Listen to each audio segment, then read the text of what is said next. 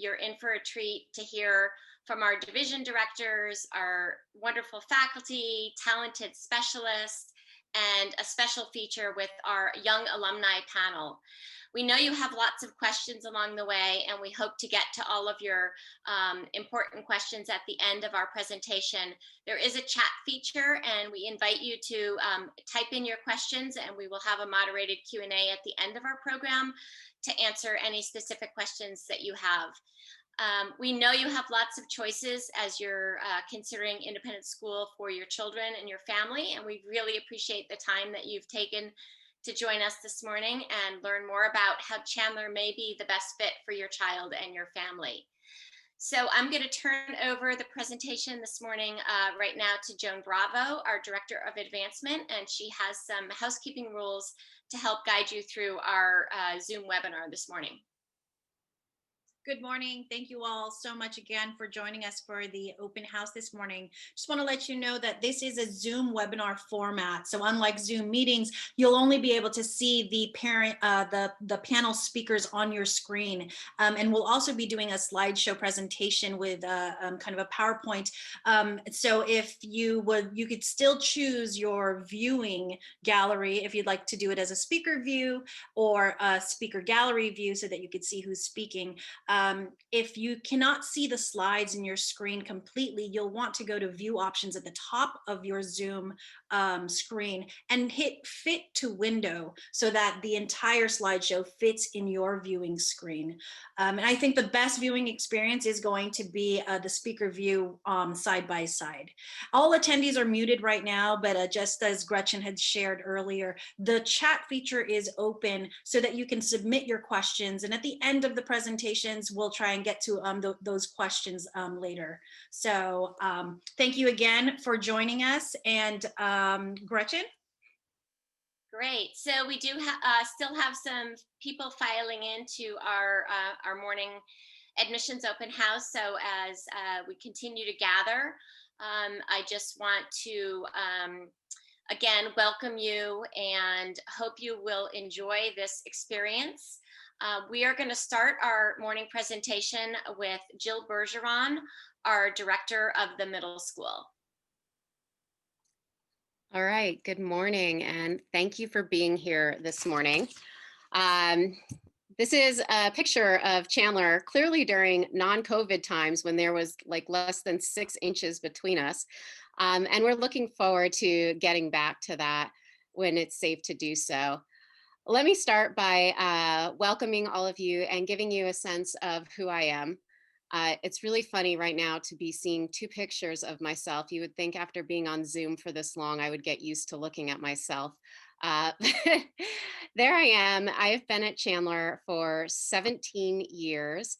During that time, I have served as an American history teacher, media and resource specialist, director of academic technology, and now I am in my 4th year as the middle school director. And one of the things that has kept me here for so long has been our student body. We have wonderful students and a wonderful program spearheaded by an amazing faculty, and you'll get to hear more about that in just a moment. But I want to open this morning with the story of one student, and that's the story of Sabu. So Sabu began his career at Chandler in 7th grade. And by all accounts, he was an average Chandler student, which meant that he was a hard worker. He earned good grades. He participated in the activities that Chandler offered. But where he shined most was in his service to others. So I remember in the summer of, what was it? It was August 2009. And I sent out an email to the 8th graders and I asked if anyone would be willing to come in and help me set up the room for the year. And Sabu readily gave up a week of his summer break to come help me put up bulletin boards and get the classroom ready for the academic year. Later in the year, we hosted our annual 8th grade fundraiser, which is our bike-a-thon. And through that event, Sabu was inspired to start his own philanthropic organization, One Bicycle Foundation. Since then, he has worked with his brother Shant, and they have raised money to buy brand new bicycles to give girls who live in impoverished countries all over the world so that they have a safe way to get to school. So Sabu's not only provided them with transportation, but he has also provided them with access to education.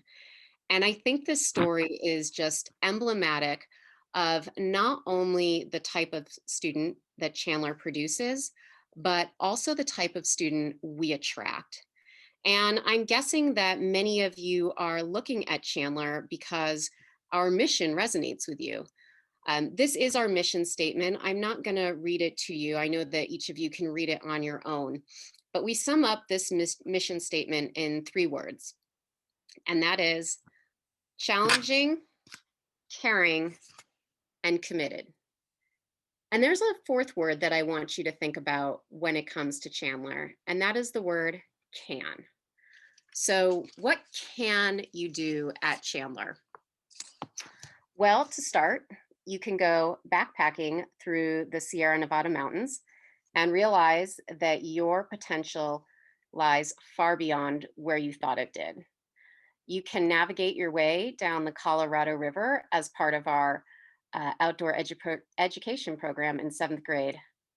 And you can go rock climbing or bouldering in the 6th grade. You can return to Chandler and run for student council. You can try out for sports teams, audition for the play, or lead an elective. You can learn a new skill like woodworking or 3D printing. And you can think about the types of artwork that you'd like to create when you have the opportunity. So please ask us what's possible. What can you do at Chandler? As you hear from our alumni speakers today, you're going to learn that we have a community of students with a great sense of belonging. One of the things I love about Chandler is after the first 2 weeks, you can't tell who has been here for those 2 weeks only or who arrived in kindergarten. What's more, you'll see and hear about the strong relationships between our students and our teachers. It's the strength of Chandler's program and something that our students frequently cite when I meet with them and they think about high schools and the next step in their journey. And it's because of the relationships that our faculty have with our students in the classroom that they can challenge them. While you won't get to see our classes in action today, please think about the types of projects that your children might engage in. Everything from medieval day to guacamole contests to an English expo. And listen for the excitement in our teachers' voices and our alumni voices as they talk about these events and memories. This type of work is possible because of the ways in which our teachers nurture our students' independence and foster a sense of collaboration. Students know that they're seen at Chandler. We recognize their strengths and support and support in areas for growth. And one of the ways in which we do that is through our relationship and partnership with the Center for Connection. Currently on staff, we have a social emotional wellness coordinator who comes to us from the Center of Connection. And she works with our students, our faculty, and our families to make sure that every student feels safe, seen, and heard so that they can access the academic curriculum that we provide to them. Additionally, we are redoubling our efforts with regard to diversity and inclusion. So you might ask, like, what does this look like in practice? Well, last year we teamed up with Visions, Inc., and they are an organization dedicated to improving inclusion in schools. So they came onto campus, they had interviews with our faculty, with our students, and our parent body in order to help provide us with a global picture of what we need to do to move forward, especially in the work of racial equity and inclusion. So to that end, we've increased our professional development around topics of DEI. We've launched affinity groups in the middle school, and we're currently searching for a director of diversity, equity, and inclusion. We understand the importance of this work, and we're inspired by our students and our alumni to make forward progress in a timely manner in this area. At the same time, we recognize that external features and cultural identifiers are not the only elements of diversity that need to be addressed. It's equally important to have a school with diversity of thought and equal access to the curriculum. For that reason, we boast a staff of specialists that can help our students find success at their own personal level of challenge. Chandler's committed to caring for its students, its families, and its faculty. I would be remiss if I did not mention the amazing job that our teachers have done during this time of distance learning. They've kept our program moving forward by coming up with innovative ways to keep our students engaged and by also connecting with them early. For that reason, I feel like they have delivered a program that truly meets the needs of our students. So I want to ask you this question.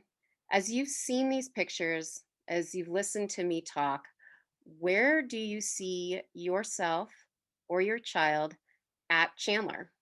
Can you imagine yourself learning to weave or working with strands of DNA? Perhaps the answer is both. Do you see yourself on the playing field or in the gym? What about joining the debate team? Wherever you find your passion on our campus, we know that you will use your hands, your head, and your heart to achieve success. And this is the impetus behind our new building, the Center for Creative Arts, a space where you'll be able to pursue this type of learning, and you will be some of the first students to use it. The building has been finished, and it's just waiting to welcome our next class of students to join us. You will be the leaders who show the next generation of students what's possible and what can be done at Chandler. So with that, I would like to turn it over to our department chairs. And our first department chair who is going to speak to us is our Spanish department chair, Ana Genzon. Good morning. My name is Ana Genson. I teach Spanish in the 6th grade, and I'm the head of the Spanish department. Based on many years of experience, I like to tell you, and based on my own research, that Chandler possesses a unique middle school language program that it goes to aims to different levels. Students are placed at a level that they feel comfortable at with their language acquisition. And every year we receive new students, and we also have students that have been in the Spanish program in the lower school. So they all possess different levels of ability in the language. So our mission, and that's what I say, that Chandler has a very unique language program. Our mission is to place students at a level they feel comfortable at. And at the same time, we monitor the progress they make. Students may start in a very basic level, and then in a short time, maybe in the next year, will be promoted to an intermediate level or advanced level. So that is unique and very flexible at the same time.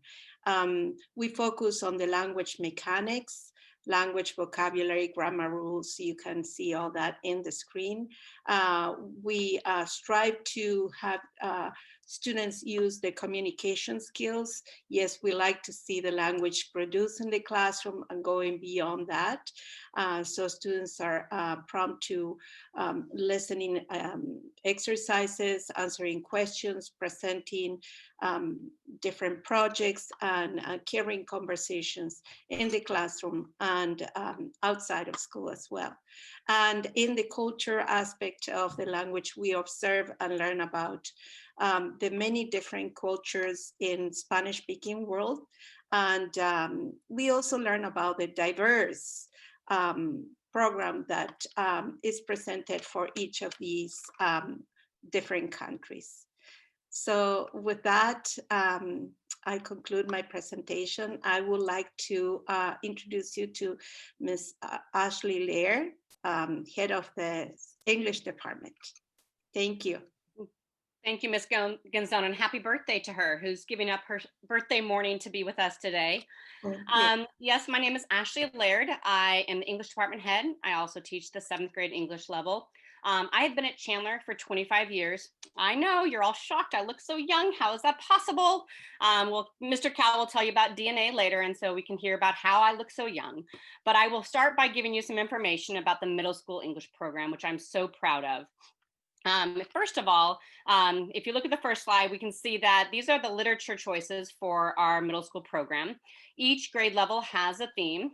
Sixth grade is heroes. So the literature choices go around looking at what makes a hero, not just someone who gives their life for someone, but someone who cares and shows kindness towards others. So they read The Giver, Ulysses, and some short stories, along with looking into their own heroes. In seventh grade, our theme is identity. We look at characters in literature whose identity they're struggling with, like a normal seventh grader is trying to figure out who they are.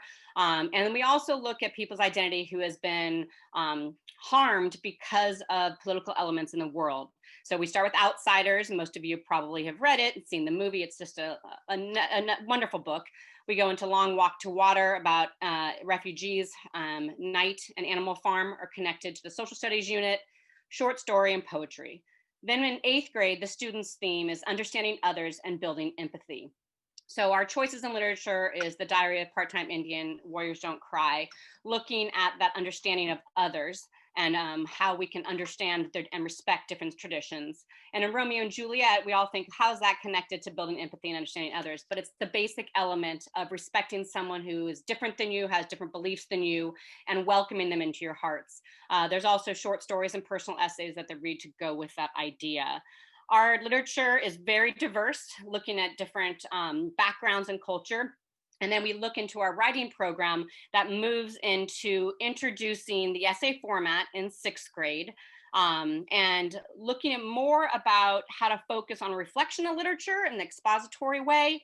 Whereas in seventh grade, we look at analyzing literature using facts. We want to make sure that the students know that to look at something and support a thesis is not about your opinion anymore. So we move away from that sixth grade book report and reflective writing and more into the argumentative analytical essay.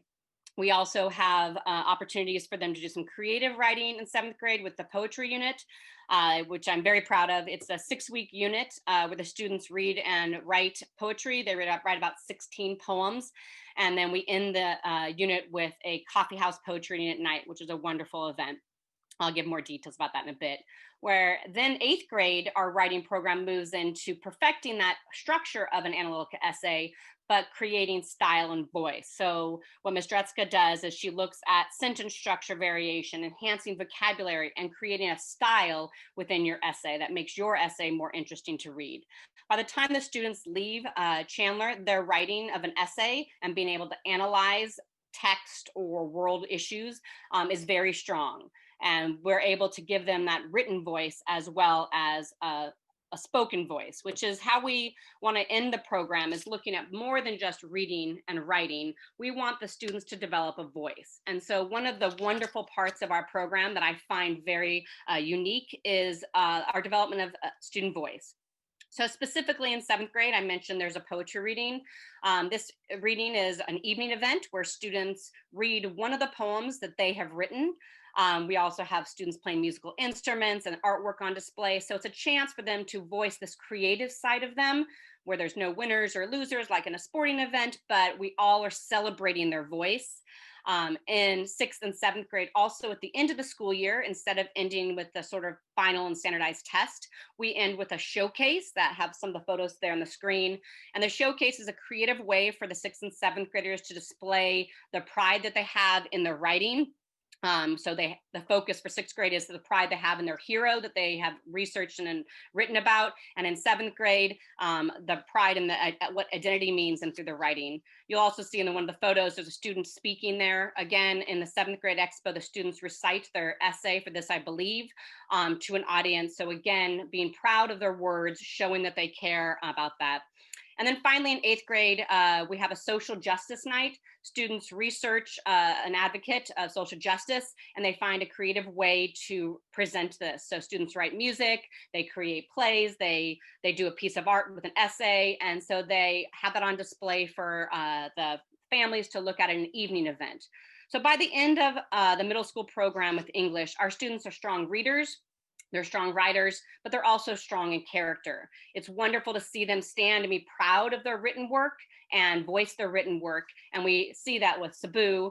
They go on to use that voice for great things. So I am extremely proud of the English program. Miss Dretzka, who's the 8th grade English teacher, Miss Newhall, who's the 6th grade English teacher, and I have all been working together teaching English at Chandler for over 15 years. So the program for English is one that's based on our connection, our friendship, and our love for English. So I'm now going to pass it on to Cal, who is going to wow you away with his presentation as well. Thanks, Ashley. Can everyone see me? Yes. My name is Robert Calderon, and I'm in my 10th year here at Chandler. I'm the department chair, and I teach 7th grade life science. So I am going to go ahead and switch cameras because I'm actually on campus, and I am in the 8th grade lab. And so this is a view of a typical lab here. We have 3 dedicated labs. So that's unique about Chandler, and really is part of what allows us to build really rich and in-depth programming, because we don't have to worry about anyone else coming in and disturbing any of our setups. So what I'm going to do is just kind of show you some of the things that we do here. We are very hands-on. We do labs or activities really every week to reinforce concepts or to introduce concepts coming up in the future. So right here, this is a fuel cell car that the 8th graders do. And Dustin, I see him, he might have done this last year. They first learned the hydrolysis of water. And so it breaks down into hydrogen and oxygen. And they learn about how efficient it is to use this kind of fuel rather than fossil fuels. So that's an example of an 8th grade project. Here is some of our biotech equipment in 7th grade and 8th grade. So 8th grade, I teach a molecular biology course. So this is our PCR machine where we do chain polymerase or amplification of DNA strands. And then after you do that, they're called amplicons. You analyze them using gel electrophoresis. And so by the time everyone finishes 7th grade, they have learned how to pipette. There's these things here. And you pipette your samples into your gel. It runs through a current and the DNA is pulled. Then we look at it under a light source and we can compare the strands to known strands. 8th grade, my molecular biology, we purify the DNA out of bacteria that we culture out of soil and we analyze it. Specifically, we can identify what type of bacteria it is by using known strands of DNA called primers. This is an example of some of our distance learning. So all the teachers, 6th, 7th, and 8th grade sent home kits. By the way, I don't think I mentioned, but 6th grade is earth science, 7th grade is life science, and 8th grade is chemistry, physics. So here, this was a life science kit where the kids got their microscope slides. They all purchased a digital microscope. And so we were able to, they learned how to prep slides, a plant cell and an animal cell. I sent home the plant cells. The animal cells were their own cheek cells. And then we dye it with an iodine. They got their little pipettes, their distilled water. And then here's another example. We just did this week. We're in the cell cycle. And so they got their kit to make a cell model. Their strands of chromosomes. We talked about genes, the cell cycle. So I moved through it, and each phase, we discussed what was happening. So yeah, that's our program. Again, I think we're well known in the community that our program is, again, hands-on. It isn't just sit and lecture every day. As you notice, there are no desks in that old traditional lecture format. So that's it. Thank you. I'm going to pass it on now, sorry, to our math department chair, Mateo Reyes.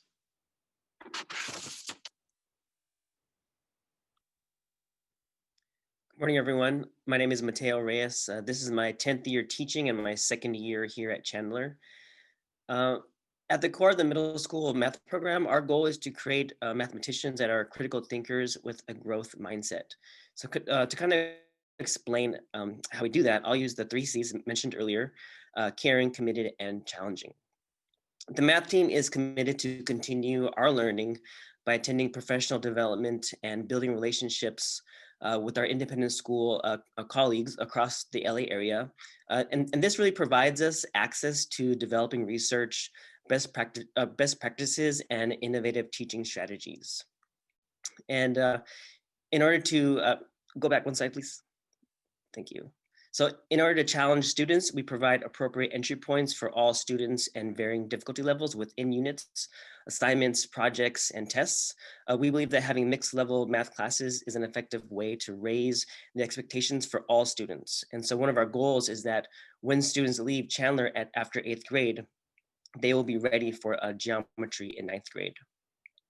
Part of challenging students to develop critical thinking skills, we provide students with learning activities to spark curiosity, strengthen pattern recognition, observation skills, flexibility with numbers and algorithms, analyzing data, and to really build the confidence to take risks and know that making mistakes is kind of part of the learning process, and it's okay to make a mistake.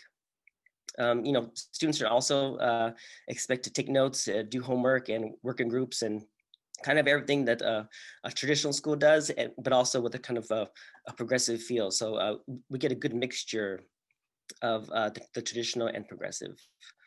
An important part of our program is creating a class culture of caring and imprinting that growth mindset. The learning tasks that students experience are often low risk. That means that the learning experience is driven by the process rather than dictated by the end result, which usually means like a grade. So there are moments that students are allowed to redo an assignment, explore advanced material, and definitely get support when and where needed. The growth mindset of students is tended to in many areas and subjects in the middle school program. So in math, we're able to utilize that conceptual understanding and language development of a growth mindset to get students through the tough material in math. So when a quiz or test does come up and they have to demonstrate their knowledge and get a grade, they have the ability to kind of talk themselves through that anxiety, find ways to relax and feel confident about their abilities. Next slide, please. So here are the concepts that span all of the middle school grades. Math spirals, so the foundational algebra skills show up throughout 6th, 7th, and 8th grade. And what I love is that oftentimes students will experience a concept, but not necessarily know the formal name of it. So in 6th grade, they're looking at inequalities and polynomials, but may not formalize that education or that kind of vocabulary until 7th and 8th grade. Next slide, please.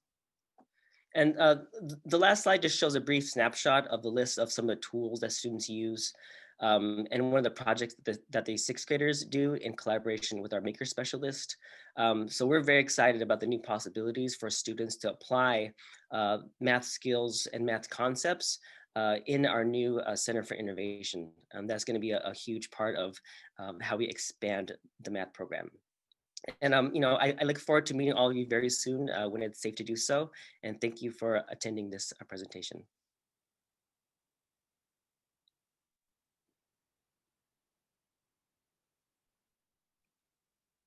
Thank you to our middle school faculty. We're delighted to have you here with us as well to talk about your areas and share the experience that our prospective families have to look forward to in our middle school.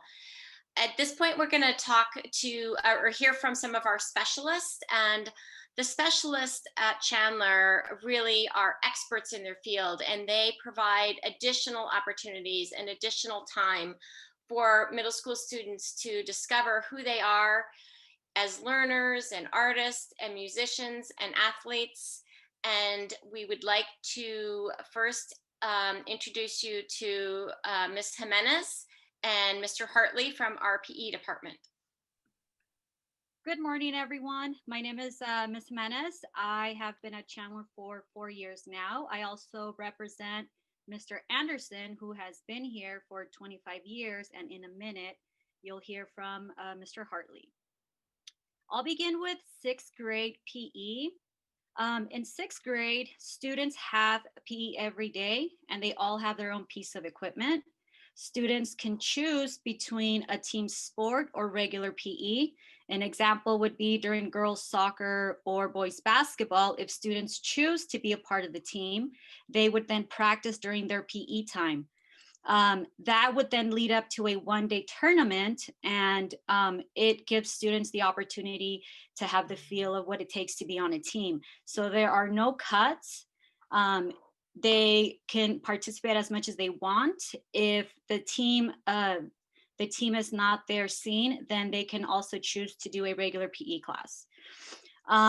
We also have a one-day swim meet at Poly, and that's open to 6th, 7th, and 8th. Students just submit their times. And again, it's really if they want to participate or not. At the end of this, towards the end of the school year in 6th grade, students have a 2-week swim meet. I mean, a 2-week swim unit. We then take the kids to the aquatic center, and for 2 weeks, they'll they'll learn how to swim a bit better, or they'll just master whatever skill they're in within the swim. Some of the PE units are soccer, basketball, football, track, pickleball, lacrosse, and ultimate frisbee. In 7th grade, again, students have the opportunity to have PE every day. They have their own piece of equipment. We basically do small-sided games because our class sizes are small. So we have like a 4v4, a 5v5. The units are pretty similar. And they also have the opportunity to take a health and wellness and CPR class. I'm going to now pass it over to Coach Hartley, and he'll talk about the athletic opportunities. Hi, this is my second year here at Chandler, and I'm happy to be here. So for our 7th and 8th grade athletic programs, we offer a myriad of different options. From our boys teams, whether it be football, soccer, tennis, basketball, track, baseball, golf, and swimming. For girls, we offer volleyball, basketball, tennis, soccer, track, softball, golf, and again, swimming. And so they're offered at different times throughout the year. So our 7th graders participate in the B teams, and then our 8th graders participate in the A teams. And so if a kid, if the numbers dictate, then there's also C options. So the C options consist of both 7th and 8th graders. That it's more of an intramural style of games for all skill levels. So if you want to play, you don't get cut. You'll either be on A, B, or you'll be on A, B, or a C. Okay. So our practice times are during their PE. So sorry. Yeah, so the practice times are during their PE, and it only goes 30 minutes after school. So Monday to Thursday, we have practice from 2 o'clock to about 3:30. And that's also about 30 minutes after school. On Fridays, practice ends at 3 o'clock sharp. Games typically take place at 3 and 4 o'clock. Unless you're on the C team, then the C team games are typically earlier in the afternoon, around 2:30. Typically, the A teams play first at 3 o'clock, and the B teams play afterwards at 4 o'clock. And so now I'd like to pass it to our wonderful music department and Miss Brandy Williams-Moore. Thank you, Mr. Hartley. Good morning, everyone. My name is Brandy Williams-Moore. This is my 7th year at Chandler and my 18th year teaching. I'm one of the music and performing arts teachers, and I work alongside Mr. Connor. The music and performing arts classes at Chandler School, we aim to develop the artistic abilities of students through music, drama, technical theater, and in light of our distance learning, also media arts, which I'll talk about later. Each enrolled student at Chandler in grades 6 through 8 is required to take at least 2 quarters of music per year. There are a variety of courses that students can choose from, such as Intro to Music Production. We have Jazz Lab, Socially Conscious Music, Drama Workshop, Instrumental, Ensemble, and Glee Club. Over the years, we like to take in what the students are enjoying. We've done surveys and conducted, and students have expressed that they've enjoyed our theater tech, music composition, music production, choral, and instrumental ensembles. Over the years, approximately 2/3 of our middle school students have participated in our musical productions. As you can see from the pictures below, we have students that appear on stage and work behind the scenes on our set design and tech crew, where they're learning sound and lighting and When we're in person, we have this beautiful facility, the Amundsen, that is fully fitted with a sound system and lighting. We have full sets and makeup and costumes, and all of the students get involved with the productions. There are 2 productions each year that students can participate in as a part of the cast or the crew, and their participation also fulfills the performance requirement, which Chandler requires. One of the values that Chandler believes is that students need to feel connection and agency. So through the performing arts, we really try to develop that. And even while we've been learning remotely, we've continued to create music performances virtually and enhancing the skills of our students through filmmaking.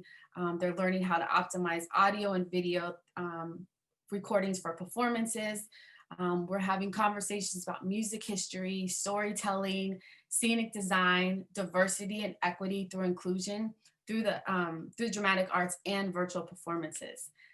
This past spring, when we went into distance learning, our class of 2020 celebration actually moved to a virtual format. And so we had an instrumental performance and choir performances done by students.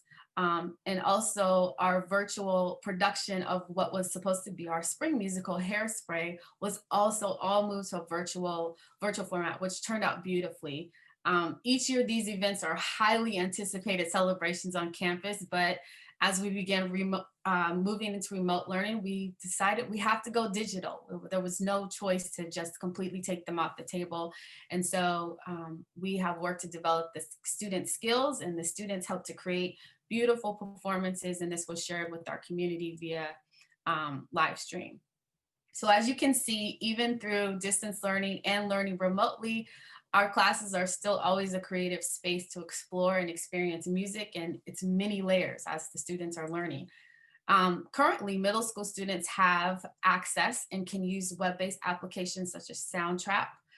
It looks very much like GarageBand. We also use WeVideo. And so these 2 programs have a surprisingly amount of functionality for a digital audio workstation and video station. So students are doing filmmaking and video editing, and the apps are just loaded with so many tools that you see a lot of sound designers and engineers are using today in the industry. Each week we meet once a week for a synchronous Zoom class, and students are still able to record and produce their own music while collaborating with their peers. And on discussion topics, we've talked about film projects, editing video for dramatic performances, and concerts that are all ready to be shared and published. We expect when we're in person that we'll continue to utilize much of this technology that the students have learned that will be useful for their educational journey. As the students have found interest in music composition and storytelling, we've used this as an avenue to inspire them, as well as introduce them to masters of the craft. We also celebrate different cultures and encourage students to appreciate their similarities and differences. So as you can see, our music and performing arts, and now media arts, is a thriving department within the Chandler community. And even with the challenges that we faced this year, we are still committed to continuing arts education. We look forward to welcoming you into the Chandler community and being a part of your child's educational and musical journey. Thank you.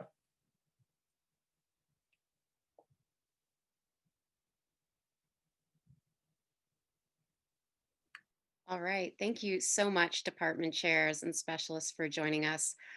You do such a wonderful job of bringing to light subjects that I think really have richness to them. So we're going to move into the next phase of the open house, which is our alumni panel. I always love inviting our alumni back and then forcing them to look at their photo from when they were in 8th grade. I saw a couple of them pop up in my window. So I look forward to seeing how COVID has treated each of you. But to welcome them back, we have Ava De La Rosa from Mayfield. We have Dustin Bell, who is at St. Francis, Jennifer Spinolio at Westridge, Alex Foreman at Sequoia, and Chloe Palmer at Polytechnic School. I'm going to stop sharing my screen so that we can see their faces a bit better. And I'm actually going to have you guys each introduce yourselves and just say your name, how many years you were at Chandler, and if you wouldn't mind sharing your favorite memory from Chandler, that would be great. So we'll start with Dustin, then we'll do Alex, then Jennifer, then Ava, then Chloe. So Dustin, can you kick us off? Oh, okay. So, hi, I'm Dustin Bell. I came to Chandler in 7th grade, so I was there for 2 years.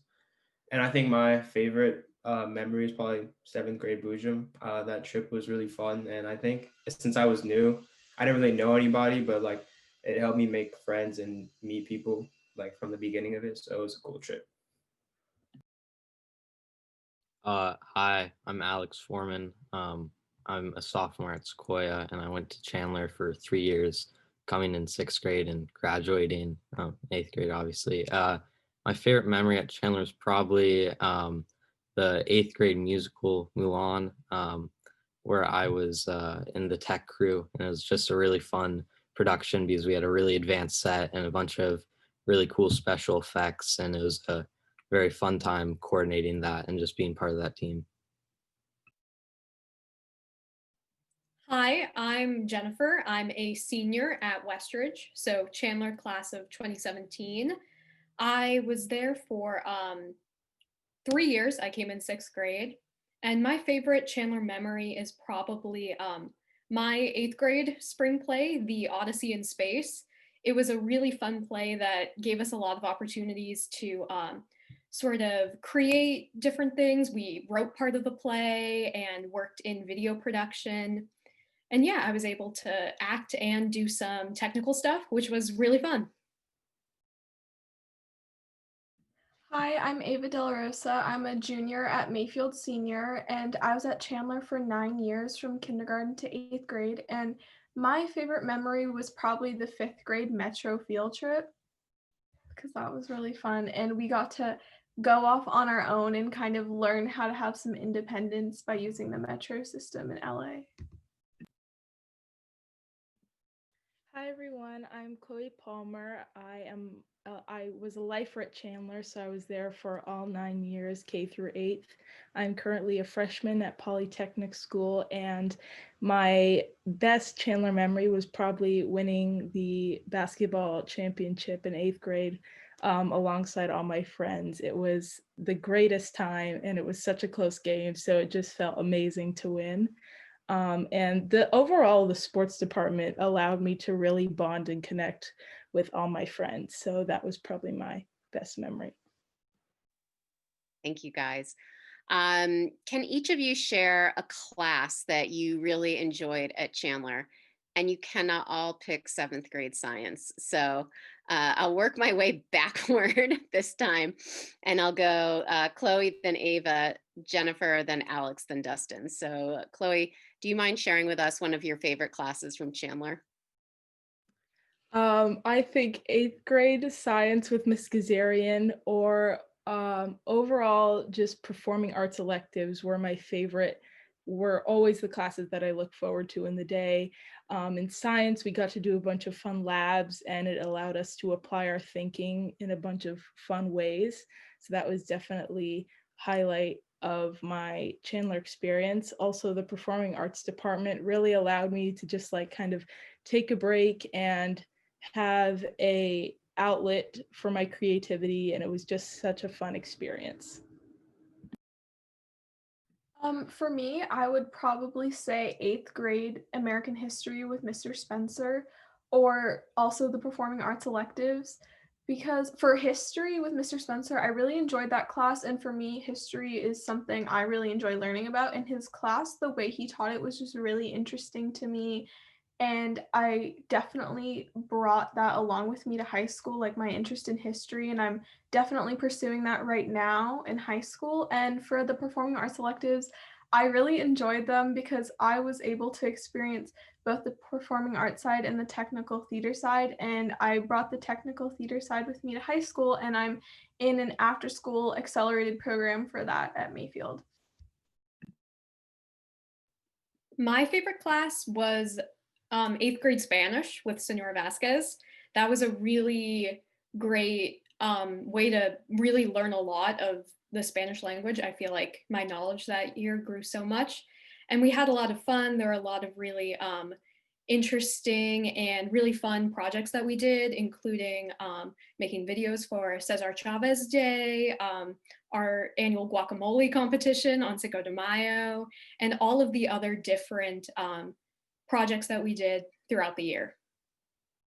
My favorite class was probably 7th grade science with Mr. Cal, which is biology and life sciences. And it's just a very fun hands-on class. I think in total we did about 7 dissections. And it was, yeah, just a very unique experience for, I think, a lot of 7th graders, because I don't know that many who have done a fetal pig dissection.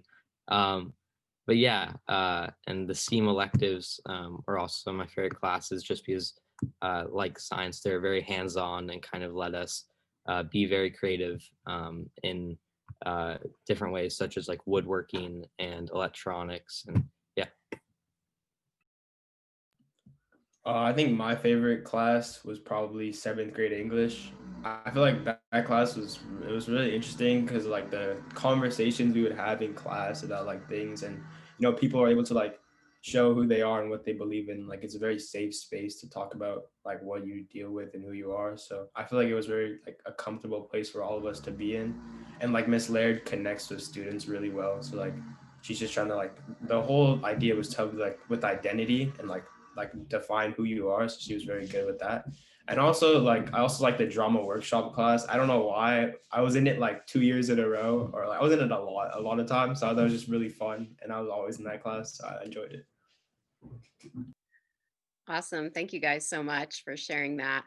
I would be curious if there's something you think that people likely don't know about Chandler that they should know, or some maybe myth that's out there that you want to dispel. And I won't force you to come up with something, but if you think there's something like families should know about Chandler that they may not, please volunteer and share that.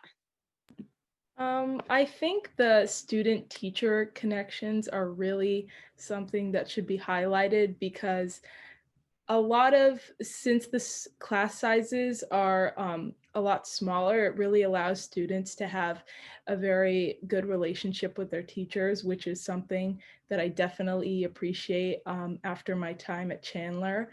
And I still miss all of my Chandler teachers so much. And like now when I'm in high school, like all of the curriculum reminds me of them.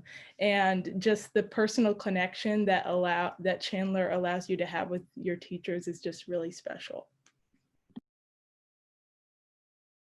Personally, for me, something I think is really important to acknowledge is that Chandler prepares you so much for your future education. Like, I can think of numerous times specifically this year that there was something I learned at Chandler that we're going over now in high school that I think I had an upper hand on than compared to other classmates now because I went to Chandler.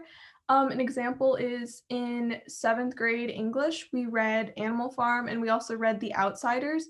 And my summer reading book for AP English language this year was 1984. So in a lot of class discussions, I was able to make references between the two books because they are by the same author, George Orwell.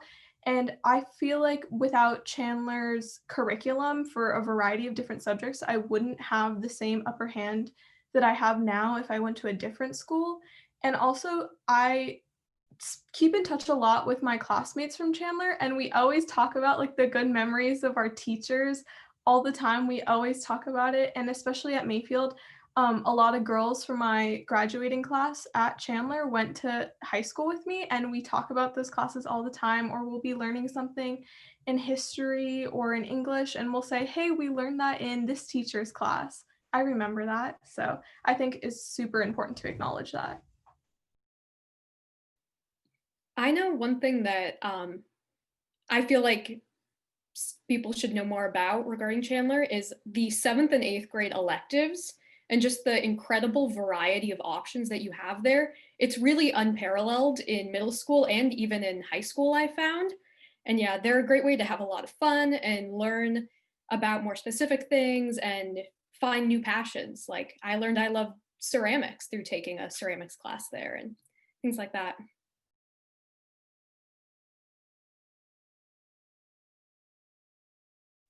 All right. Alex, do you mind talking about the Bridge program and how that helped you integrate into Chandler? Because Alex has been on actually both sides of the Bridge program. He came in as a student, and then he was kind of our student intern who helped us facilitate it. Yeah, so for new students who are admitted to Chandler in 6th or 7th grade, there's a 3-week program over the summer before they enter Chandler that's referred to as the Bridge program, in which they get caught up kind of academically and also socially. There, there's Spanish, math, and English classes that are offered to make sure that all students are kind of ready to enter the classes at Chandler. And then also they get to interact with all other students in the grade. So everyone coming from the elementary school comes to Chandler or comes to the Bridge program for a week to do activities with all the new students as well. So on the first day of school in the normal school year, it's not really just new faces everywhere. Everyone already kind of knows each other. Dustin, do you mind sharing some of the electives that you took while you were at Chandler? Okay.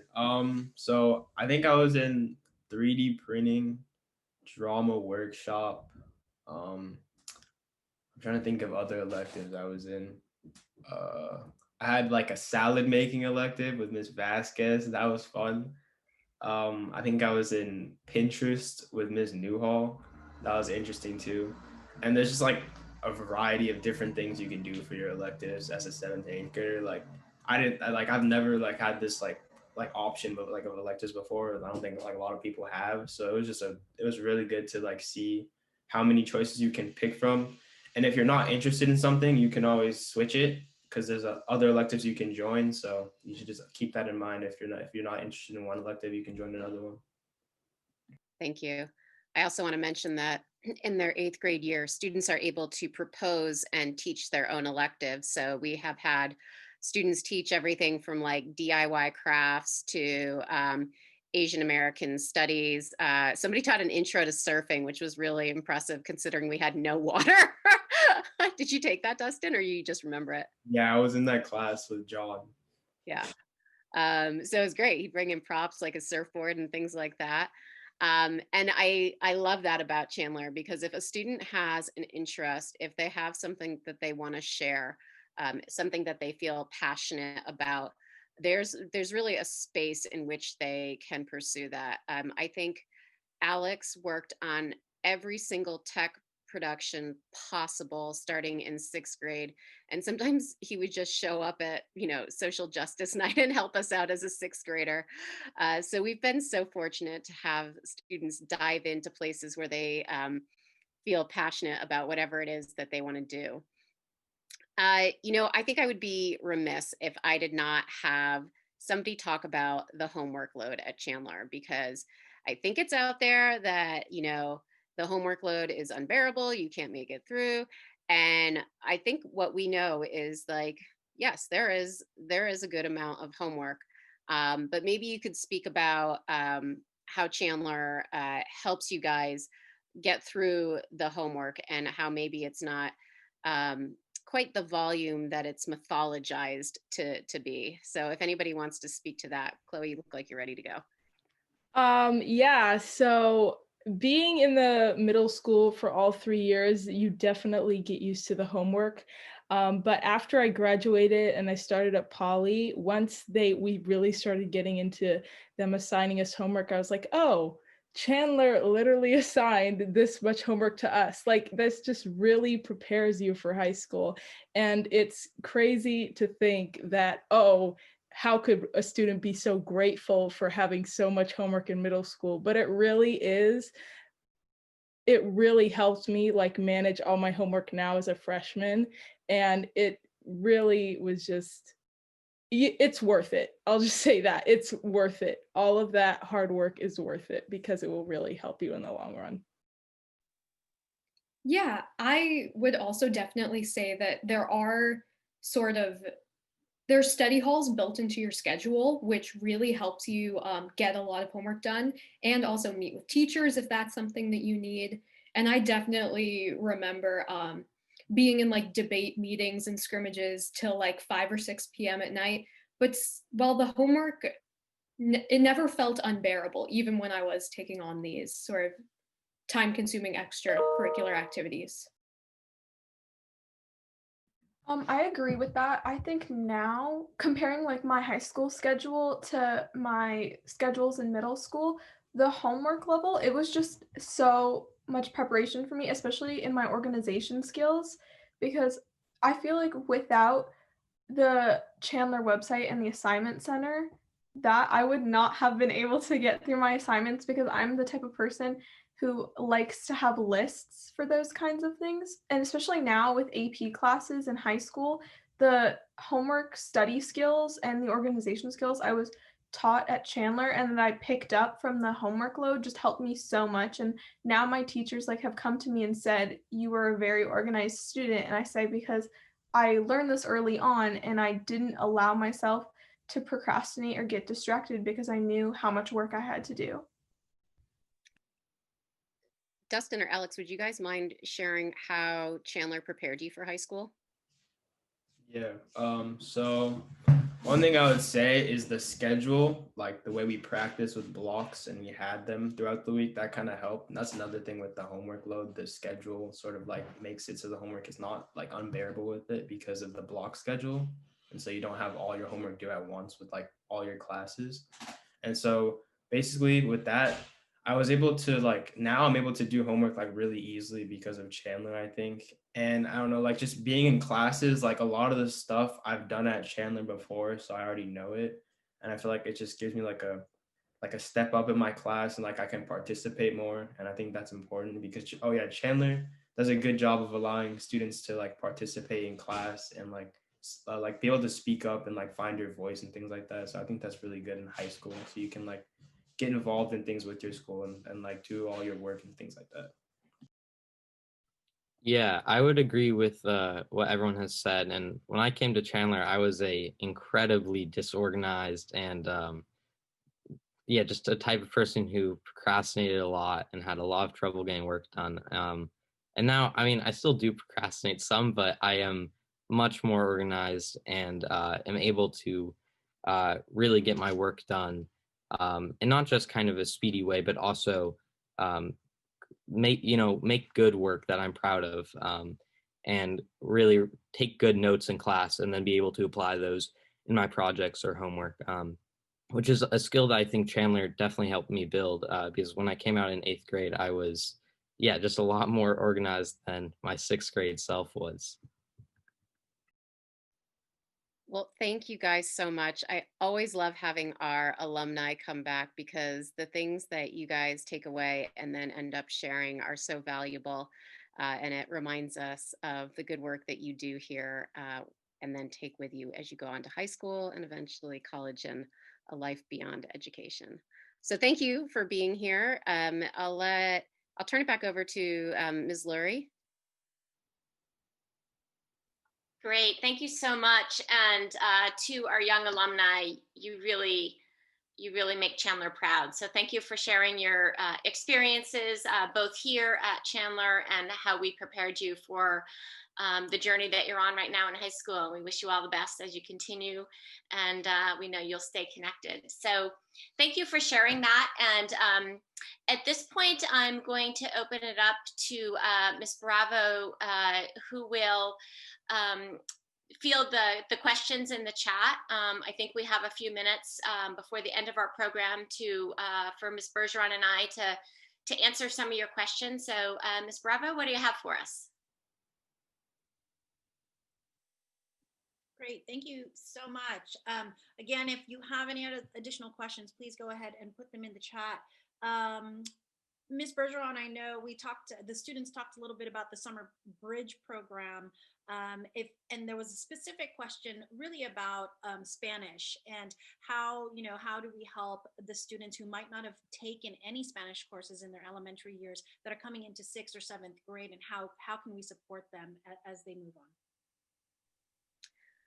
That's a very valid question. And I want to assure you that students who are coming in who have some Spanish language ability or who have no Spanish language ability will be given 3 weeks of a language course in which they learn a little bit of Spanish, and we can assess where they're at on their language journey. And then from there, based on both their capacity for learning and their previous knowledge, they're sorted into the 4 levels that Ms. Genzone referred to. Those levels do not lock a student in for their 3 years at Chandler. There's flexibility for them to move up to another level or to move down if the pace is too much. So we really work with where every student is every year to make sure they feel challenged, and at the same time, they feel like the pace is just right for them. Fantastic. There were questions about clubs and after-school activities that might be available to our middle schoolers. So, Ms. Bergeron, can you talk to some of those? Yeah, we do a pretty good job of trying to integrate as many things into the day as possible because we recognize that our students pursue a lot of activities outside of school. So some will have additional choir practices or private instrumental lessons. But what I will say is there are a few things that take place after school. We definitely have our sports teams, which will practice till 3:30, and have games. Typically, a season lasts 6 weeks with 3 weeks of practice and 3 weeks of games. So you'll end up with roughly 2 to 3 games a week. And then we have debate, which always takes place after school. So there's practice once a week, and then we'll have tournaments, roughly one in November, January, and then another one in February. So the students are always preparing for those tournaments. Beyond that, we really try to be respectful of a student's time off of our campus. So in that sense, we're able to integrate the performance piece into the school day. Most athletics, for the most part, take place during the school day. And anything else that really would enrich a student's educational experience at Chandler, we really try to integrate into the school day. You spoke a little bit about choir practices, and there was a specific question for musical ensembles, and if what type of musical ensembles or other musical activities can the students participate in? Sure. So Chandler's after school program does host private or semi-private lessons, which you can enroll in for a number of different instruments. And then with regard to an ensemble, in the past, we've done things like xylophone ensemble or percussion. We still utilize our after school program to do instrumental ensembles. But I think as we go forward, I know we had looked at developing a partnership with the Pasadena Conservatory in order to really beef up our instrumental offerings on campus during the day. That kind of got put on hold with the pandemic, but it's something that is important to us as we continue just to expand our music and performing arts program. Thank you so much. You also talked a little bit about sports after school, and some questions are, coming in as a 6th grader, we know that our sports programs are for 7th and 8th graders, but can a 6th grader participate in any AOB sports while they're at Chandler? We do allow that on occasion. I think there would have to be a person of exceptional talent and a need on the sports team for that talent, meaning like we don't have enough people to field the team, or there wasn't the interest this year among the 7th and 8th graders. Certainly there are exceptions to that rule when a student is very talented and we know that they can offer an edge to our team. And that's typically done across the schools. But what we really try to do is give as many of our 7th and 8th graders the possibility to compete competitively on these teams. Sixth graders do have their own tournaments, and really the purpose of the sixth grade program is to help introduce them to all the sports. So when they get into seventh and eighth grade, they have a foundation to build off of, and they can join the competitive teams if they want to. Thank you so much. We talk, a lot about differentiated learning and pathways for our students. And, and there's a question about students with special needs. There are individual programs that we could support our students. Maybe, and let's define what special needs might be for the person asking the question. But what kind of support do we have for our students? So Chandler is pretty structured in the support that it provides. If a student has a learning difference that has been diagnosed, evaluated, and has a written plan from a neuropsych eval, we'll take that plan. Our director of learning resources will look it over. He'll write out the accommodations that Chandler can reasonably provide to a student. And then we'll go over that plan with the student and with the teachers and the family in order to make sure that everybody's on board, that these are the accommodations that we can provide to that student. So to give an example of what that might look like for a student with ADHD, allowing them to have something to fidget with when they're in class, allowing a student to stand during class, having a test read aloud to a student, having the student be able to give their responses orally rather than written. So those are some of the accommodations that we can make. Great, thank you. And on the other side of enriching, enriching someone and needing more challenge, how do you see that our teachers and our, and the school can help with folks that are a little bit more advanced in mathematics or science or English or anything? Sure. So with challenge, basically, like within the math classes, you're going to see 3 sets of problems. There's the essentials, the negotiables, and the challenge problems. And the essentials is what we want every student to be able to master at the end of the unit. The negotiable is like the one step beyond that essential. And the challenge question is, can you take what you have learned and apply it to a completely new situation with maybe a third variable that's thrown in that you're not familiar with?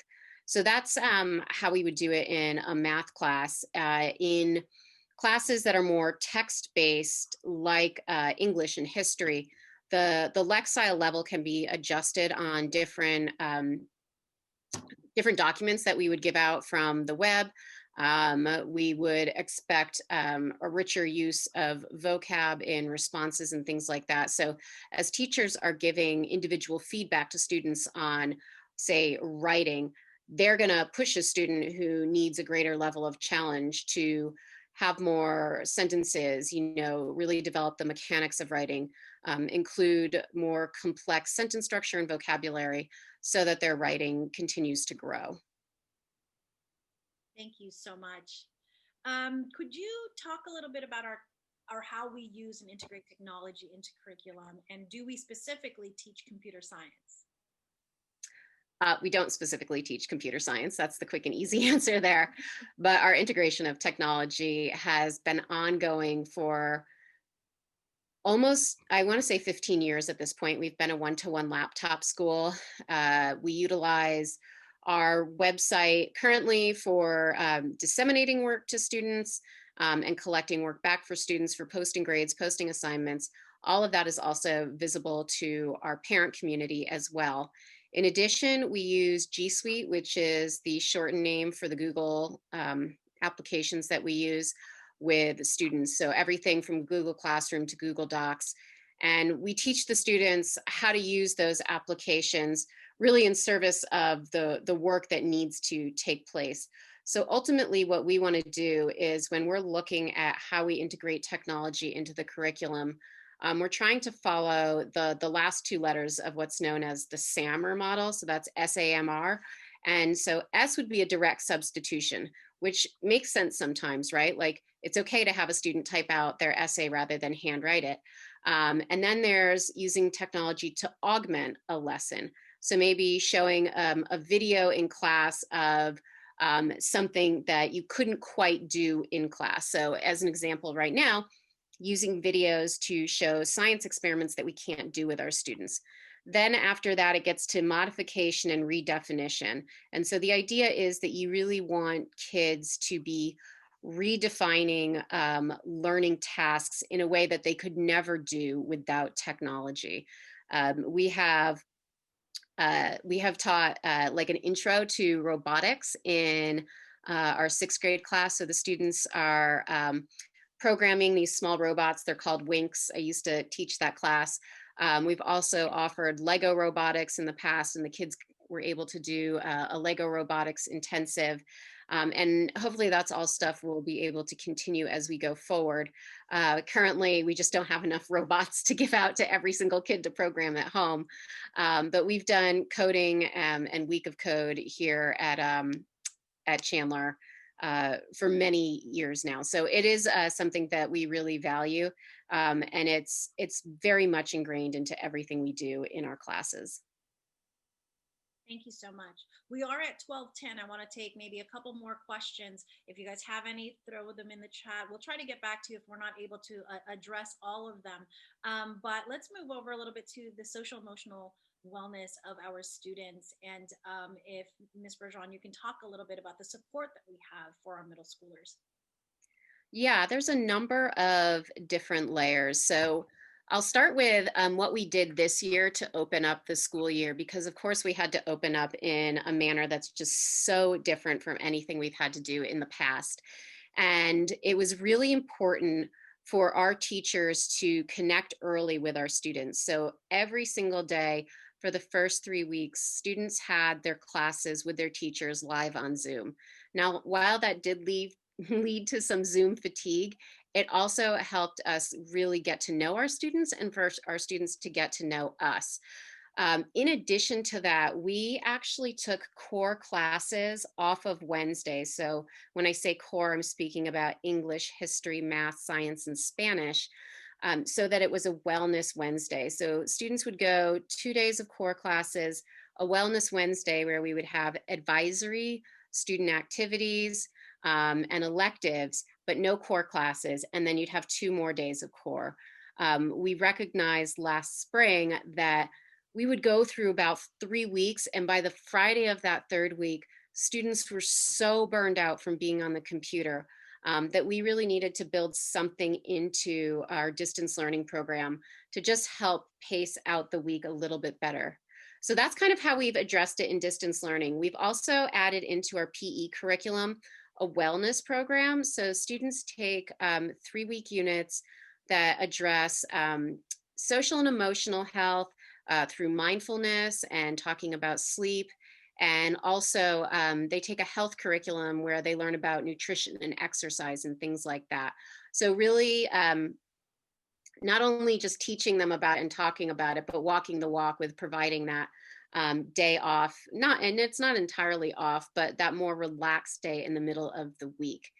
And then on top of that, I mentioned in the presentation that we have a partnership with the Center for Connection, which means that we have one of their staff members on campus 3 days a week. And what she does is she works with our students in a one-on-one manner. So if they're, experiencing stress or anxiety or anything like that, they can go and talk with her. They can strategize about what might work for them. Likewise, parents are invited to talk with her one-on-one as well. And then she has held parent workshops once a month, every month that we have been in distance learning, including through the summer, in order to help parents and families navigate this difficult time. So we find that attending to the social emotional health of our parents means that we have healthy parents who can help their children. And when we have healthy parents, we have healthy children. And when you have healthy children, that's when they can access the academics. Thank you so much. We talk, about diversity, equity, and inclusion, and I know that we have a human development program for our students. How are some of the ways that you deal with students that are non-gender conforming? Yeah, so we have had some who have transitioned while they're here. We've had non-binary students. And so a couple of things. First, our human development program does address that. It addresses cisgender, non-binary. So it addresses the gender aspect as well as the sexuality aspect of human development. And then, if like when our student transitioned, it was great because, we went to make the announcement to the students kind of to make it official, and all of the kids were like, oh yeah, no, we know, we've known for a long time. And that student felt really safe and comfortable to make that transition while they were here. The student entered in 6th grade, graduated in 8th grade. And so even with just being on campus for 3 years, felt really safe to transition from female to male.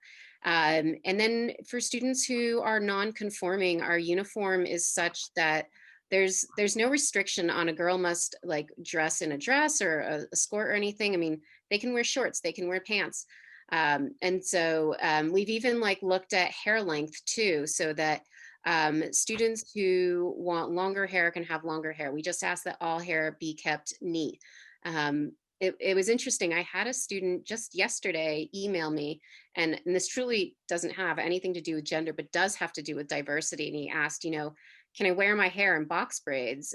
Is there a restriction on that? And I said, no, there is no restriction on how you wear your hair. And I let him know, I was like, we do have 2 faculty members who wear their hair in braids as well. But he doesn't know that because he's new and he hasn't gotten to see everybody yet. But there's really a welcoming aspect to the ways in which we address DEI in our school. Thank you so much, Ms. Bergeron. I think I've got a couple questions for Ms. Lurie, and then we'll close up our session here. But Ms. Lurie, can you talk a little bit about the size of the classes in the middle school? Sure. So we intentionally design our program to keep our class size small, provide that, individual nurturing environment. The class size of 6th grade is generally 55 to 60 students, and then 65 in 7th and 8th. But we divide each of those grades into sections. So as they're moving through their day, they're with a different configuration of children in each section of their classes. So we see average class sizes through 6th, 7th, and 8th grade, somewhere between 11 and 16 or 17 students. So we are, continuing to maintain small class size for that purpose. Fantastic. And I think I'm going to close out on one of a great tradition at Chandler, and is our buddy system. Could you talk a little bit about our buddy program for our 6th, 7th, and 8th graders? Absolutely. Certainly a highlight of the middle school experience, and as well as the lower school experience. Every fall, Ms. Bergeron and I meet with our new students that have arrived as 6th and 7th graders and ask them, how things are going and what they like. And every year, the highlight of their middle school, one of the highlights of their middle school experience is being a buddy. So our buddy program pairs up our 6th, 7th, and 8th graders with their youngest students in the community. So as 6th graders enter, they're paired up with a kindergartner, and then we pair 7th graders with 1st and 8th graders with 2nd. And they keep their buddy for the duration of their middle school experience. And it's really a wonderful opportunity for our older students to be leaders and role models and mentors in the community. And the younger students really enjoy the opportunity to learn about their journey through Chandler through the eyes of their middle school buddy. They gather on campus every Friday. We do an all-school assembly, and our middle schoolers come across the field and greet their buddy in their classroom, walk down across the field hand in hand, and sit together at our morning assembly And we also build in activities throughout the school year that are designed for those buddy pairings to get together and share, a relationship that even if we have students that have siblings of their own at school, it's just a very different relationship. They have times where they get together and read together or exchange Valentine's or holiday cards, or have lunch together, maybe play a game of tag on the field or Red Rover. But it's just a really wonderful opportunity, again, for our older students to, in a K-8 community, to really serve as the leaders and role models and mentors to our younger students. And the younger students, love to treat their older buddy like a human jungle gym. So it's just a really warm, wonderful relationship. And I'll tell a quick story. I've had this happen a few times. So I'm in my 17th year at Chandler, and very often, like we had our young alumni come and join us for the panel today, we often have them come back and visit us on campus. And I remember fondly a story of one of our alums, Erin, who had graduated and moved away, and she had come back to Pasadena and was visiting with some friends and made sure to visit Chandler. And she came back to visit on a school day. And so I welcomed her and said, "Oh, you must be here to visit your middle school teachers and connect with them." And she said, "Well, yeah, I'll see them later, but I'm really here to see my buddy." So we went up to the fifth grade classroom at the time, and she actually had a young boy as her buddy at the time. And we pulled him out of class, and I've never seen a young boy so nervous. He thought he was getting in trouble. And once he came out of the classroom into the hallway and saw his buddy, he just threw away any reservations and just ran up and gave her a big hug. And so it was really a wonderful experience. And that's not uncommon. So that's just a little snapshot of how the buddy relationship extends beyond their time here at Chandler.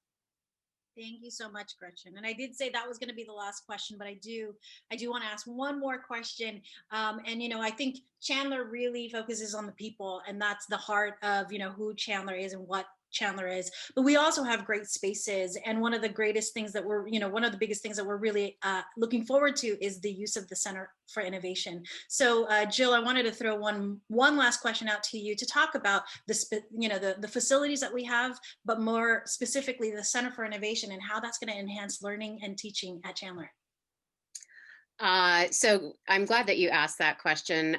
We have two folks on campus who really help teachers think about lessons that use, like I said, your hands, your head, and your heart. And so when we think about the Center for Innovation, we think about kind of like low barriers to entry with high possibilities. And so what we're looking at is when we want students to learn, we want them to learn through multiple modalities. So a lot of students we know, and even adults, right, we learn through doing things. And so as we have been developing the building, we've really developed the program ahead of it to help our students think about, how could I learn to respond to a problem and develop empathy so that I can address the problem, and then creatively make something to solve that problem. So I'll give an example.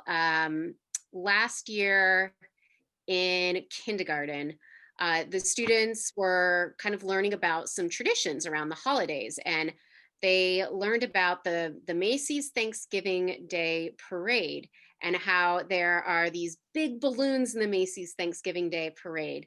And they were learning coding at the same time. So they had these little Bebop robots that they were programming. Well, what the director of innovation and our maker coordinator did is they went into the kindergarten classroom. One of them learned to tie balloon animals, and the kindergartners programmed the Bebots, and they filmed them and put it on a green screen in the background. So the kids had to program the robot that had the little balloon attached to it, and they programmed it to go through the parade route. And then later, when they looked at the film, they got to see their balloon animal that they'd helped design on the Bebot, but with a green screen background of Herald Square and it going through there. So, it starts as young as kindergarten, and then we get up into middle school, and We have students designing better mail systems for our campus, or in the past, they've done like a desk where you can ride the bike and it charges your laptop while you're kind of like at the desk working and pedaling. So it's just a way to get kids to think more creatively. And now we have this great space where they can use everything from cardboard to a laser cutter and a 3D printer. So all of their kind of creative needs are met there. Well, thank you so much. I love always ending on such a high inspirational note. So again, thank you. Gretchen, we'll close out the Q&A and I'll throw it back to you for closing remarks. Great. Thank you so much. And thank you to all of you for participating with us today. We know that you have a lot of wonderful choices in the community as you're looking at the next path of your child's educational journey. And we really appreciate the time that you've taken the first step in the admissions process here at Chandler. And we hope to be able to continue the conversation with all of you. My contact information is on the website, Gretchen Lurie. Again, I'm the Director of Enrollment Management. And feel free to follow up with me or any of our panelists with additional questions. We have recorded this webinar, so if we didn't get to your question, feel free to reach out to me directly, and I'm happy to answer that. And if you have questions about the admissions process, if you have not already visited our website, I would encourage you to do that. But also, I'm always available to help personalize the journey for you and help you get acquainted with Chandler, you and your family get acquainted with Chandler. We recognize that there are a lot of challenges right now with the pandemic, and we hope that before the admission season is over, we will be able to welcome you to our campus in person. But until then, please stay tuned for information coming from us. We will be having a virtual tour posted up on our website, made available to all of you. And we will be continuing with some fun and exciting opportunities to get better acquainted with students and parents and faculty during the course of the admission season. So again, thank you so much for joining us today, and stay connected with us. We'd love to hear more about your experience today and continue the conversation as you consider Chandler for your family.